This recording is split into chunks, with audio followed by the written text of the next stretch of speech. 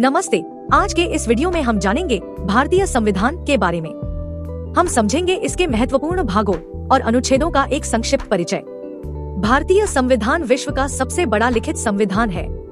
इसकी मूल संरचना में 22 भाग हैं, जो वर्तमान में बढ़कर 25 हो गए हैं। इसमें मूल रूप से 395 अनुच्छेद और 12 अनुसूचियां शामिल हैं, जो देश की शासन व्यवस्था को सुचारू रूप से चलाती हैं। संविधान का भाग 1 अनुच्छेद 1 से 4 भारत के राज्यों और केंद्र शासित प्रदेशों के विवरण को दर्शाता है।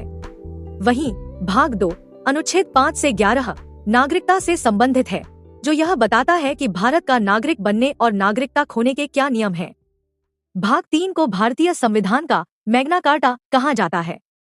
अनुच्छेद 12 से 35 तक नागरिकों को समानता, स्वतंत्रता और शोषण के विरुद्ध जैसे मौलिक अधिकार दिए गए हैं, जो हमें राज्य के विरुद्ध सुरक्षा प्रदान करते हैं। भाग 4 में राज्य के नीति निदेशक तत्व हैं, जो सरकार को जन कल्याण के लिए दिशा निर्देश देते हैं।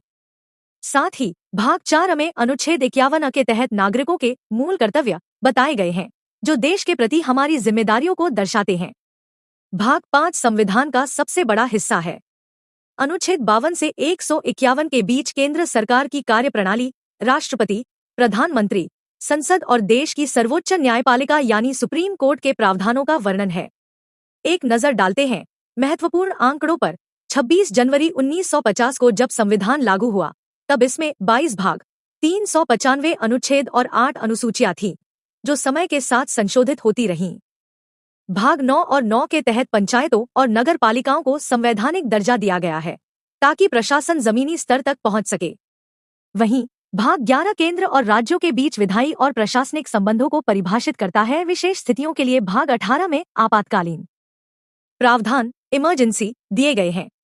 साथ ही भाग 20 का अनुच्छेद 368 संसद को संविधान में बदलाव या संशोधन करने की शक्ति प्रदान करता है, ताकि यह समय के साथ प्रासंगिक बना रहे। अंत में आती है प्रस्तावना, जो संविधान की आत्मा है। यह उद्घोषणा करती है कि भारत एक संपूर्ण प्रभुत्व संपन्न, समाजवादी, पंथनिरपेक्ष और लोकतंत्रात्मक गणराज्य है। यह हम सभी भारतीयों के गौरव का प्रतीक है।